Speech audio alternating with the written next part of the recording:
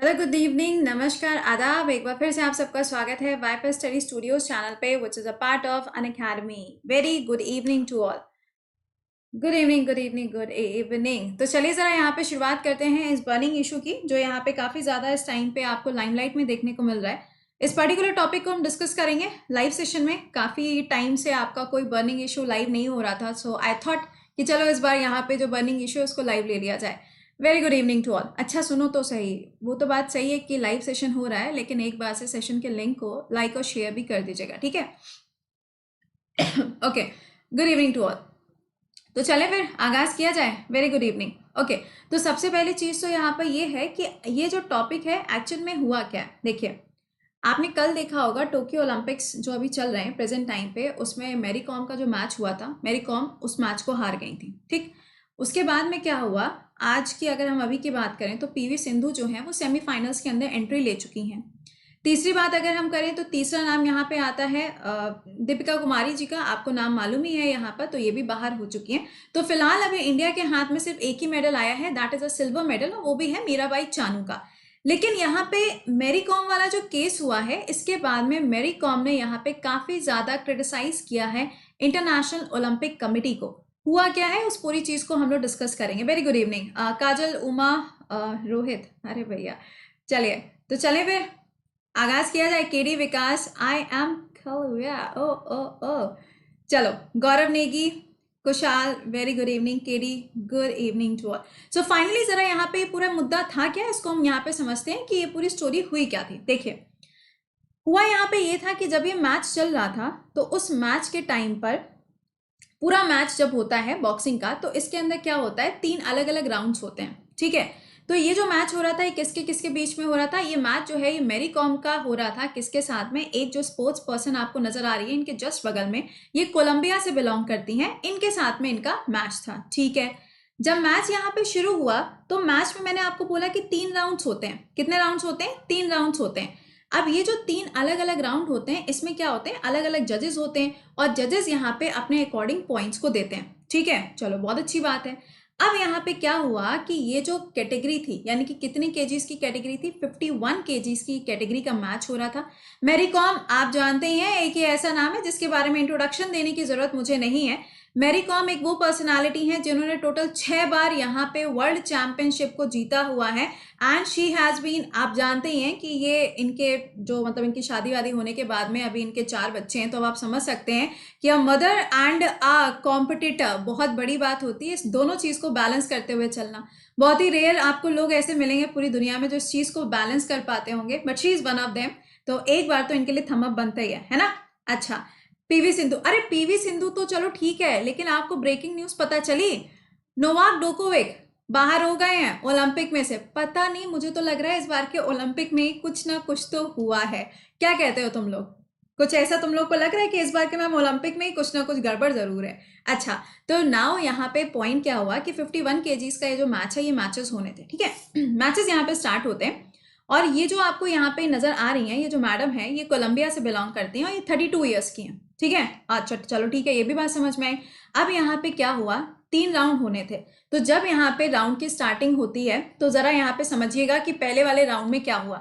पहला वाला जो राउंड था जिसमें मैरी कॉम और इनको आमने सामने आना था, तो पहले ही वाले राउंड में ये जो कोलंबिया की प्लेयर हैं, जिनका नाम क्या है, इनग्रिड है, ये काफी ज्यादा एग्रेसिव हो गई थी। एग्रेसिव का मतलब होता है, आपने वो सुल्तान मूवी देखी होगी, सुल्तान मूवी में भी आपने देखा होगा कि अचानक से जो लास्ट वाला मैच होता है उसके अंदर बहुत ही ज्यादा एग्रेशन आ जाता है, देखा होगा आपने प्लेयर्स के अंदर, यूजुअली ऐसा होता है। तो यहाँ पे क्या होता है, ये बहुत ही ज्यादा एग्रेसिवली अटैक करती हैं किसके ऊपर, मैरी कॉम के ऊपर।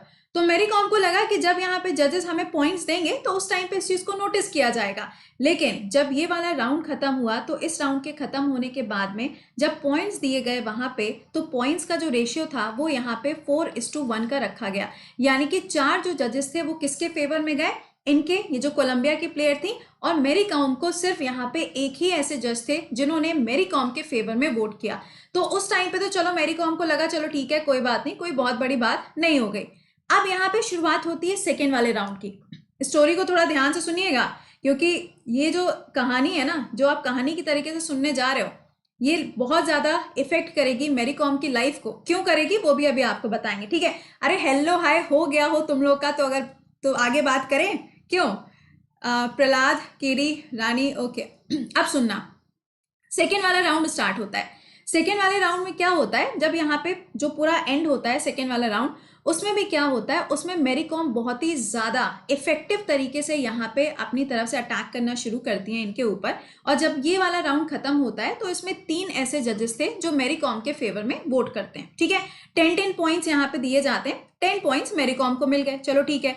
उसके बाद में होता है तीसरा वाला राउंड। अगर आपने मैच को देखा होगा तो आपने देखा होगा कि काफी सारे जो न्यूज़पेपर कटिंग्स आए हैं, उन न्यूज़पेपर कटिंग्स में सबसे ज्यादा एक ही चीज के ऊपर फोकस किया गया, she played very well and very hard. ये लाइन इसीलिए लिखी हुई है क्योंकि पहले वाले राउंड में अगर आप देखेंगे तो मैरी कॉम को बिल्कुल भी, अगर आप देखते तो आप कह नहीं सकते थे कि यहाँ पे जीत के कोई चांसेस हैं। लेकिन जब सेकेंड वाला राउंड हुआ तो यहाँ पे जीत के चांसेस बढ़ गए थे मैरी कॉम के।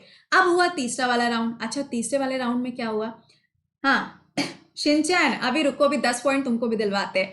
फिर जब तीसरा वाला राउंड हुआ तो उस तीसरे वाले राउंड में क्या होता है कि ये जो थी कोलंबिया वाली प्लेयर और मैरी कॉम, यहाँ पे क्या पॉइंट आ जाता है कि मैरी कॉम के फेवर में फिर से 3 जजेस ने यहाँ पे वोट तो किया, लेकिन फिर भी यहाँ पे ये जो कोलंबिया की प्लेयर थी, मैक्सिमम वोट जो थे वो इनके फेवर में चले गए और यहाँ पे मैरी कॉम को हार का सामना करना पड़ा। अच्छा, मैरी कॉम को यहाँ पे हार का सामना तो करना पड़ा, लेकिन आप ये वाली इमेज देख रहे हो और ये वाली इमेज, दोनों में फर्क है। पता है फर्क क्या है, जब ये वहां पे उस टाइम पे रिंग में खड़ी हुई थी, उस टाइम पे इनको भी नहीं पता था कि ये मैच को हार चुकी हैं।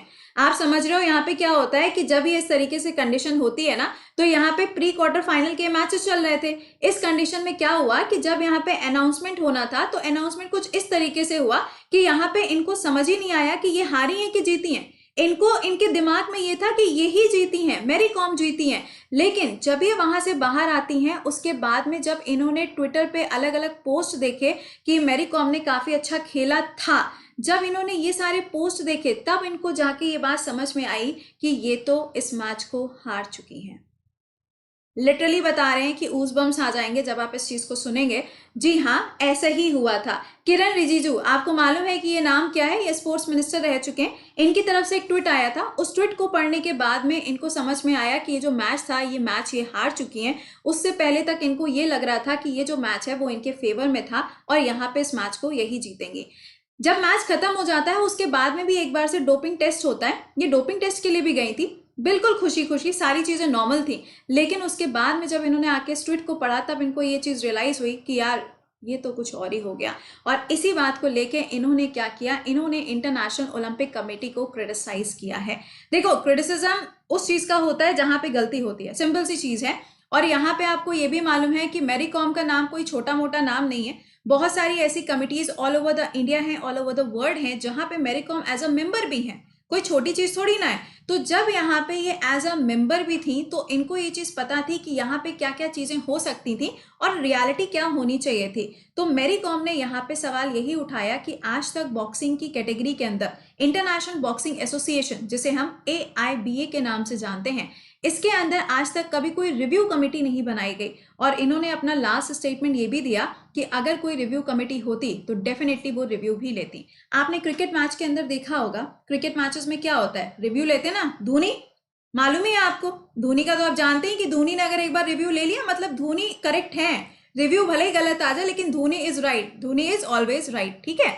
तो बस वही सिचुएशन यहाँ पे इनके लिए क्रिएट हो गई।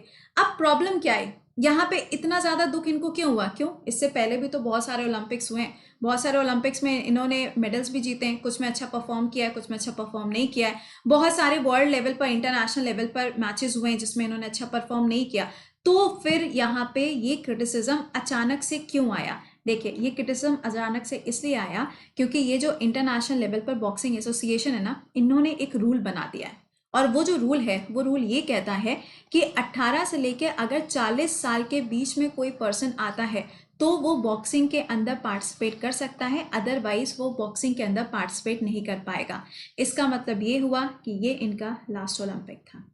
बात समझे? इसका मतलब क्या हो गया कि ये इनका लास्ट ओलंपिक था जिसकी वजह से इनको यहाँ पे सबसे ज्यादा दुख हो रहा है, बट फिर भी इन्होंने अपनी तरफ से ये कहा है कि इंटरनेशनल लेवल पर जितने भी मैचेस होंगे वो सबके अंदर पार्टिसिपेट करेंगी। अब लेकिन देखो पॉइंट ये हुआ कि इंटरनेशनल ओलंपिक कमेटी के अंदर क्या कुछ ना कुछ रिव्यू कमेटी जैसा होना चाहिए? डेफिनेटली होना चाहिए। देखिए, नहीं ये तो गलत बात है, ये तो मुझे भी पता है, ये तो गलत बात है।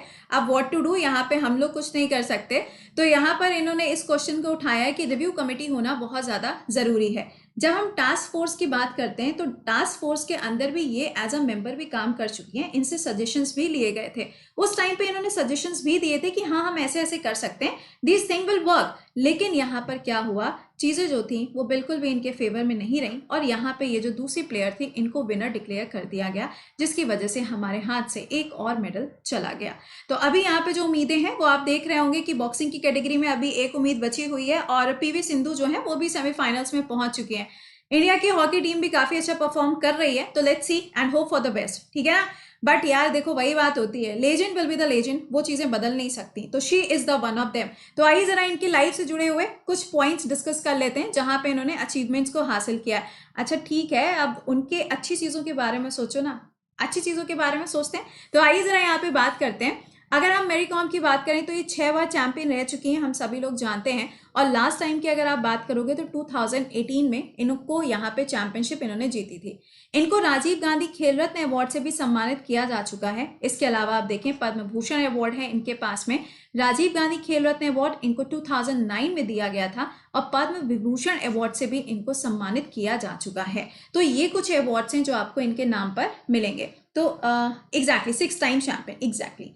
हाँ, इंडिया की हॉकी जो टीम है वो अभी जीती है ना, मैंने इसीलिए तो बोला कि वो भी अच्छा परफॉर्म कर रही है, आई नो।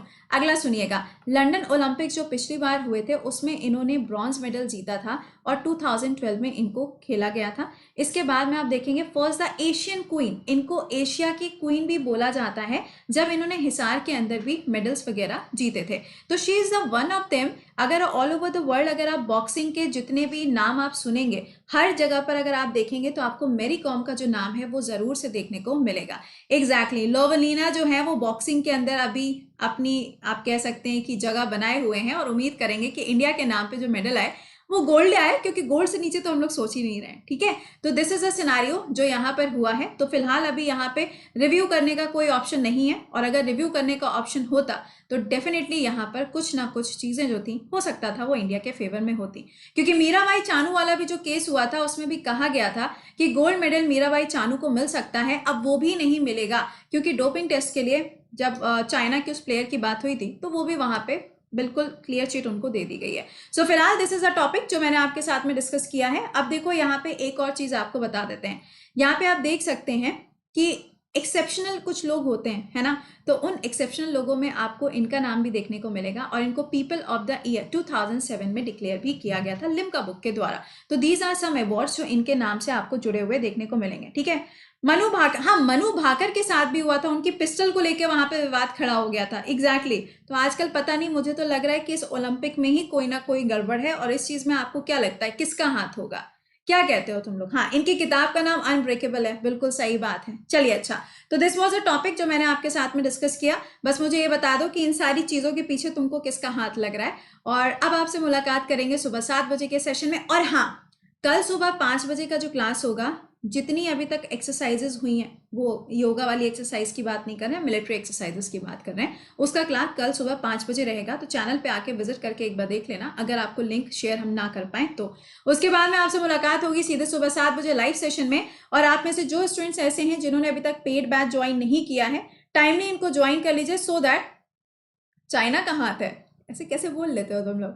तो यहाँ पर आप ये ज्वाइन कर सकते हो पेड बैच को, चाहे आप किसी भी एग्जाम की तैयारी कर रहे हो। This is most important thing कि आप एसएससी की तैयारी करें या फिर सीटेट की आपको तैयारी करनी है, एनडीए सीडीएस एनी एग्जामिनेशन, आप इसको ज्वाइन कर सकते हैं। Code will be कृति10।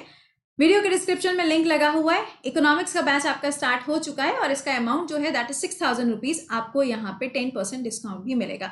तो मिलते हैं आप लोगों से कल सुबह कितने बजे? 7 बजे, only on bypass study studios channel. Till then session को एक बार से लाइक एंड शेयर करिएगा। Bye bye and take care.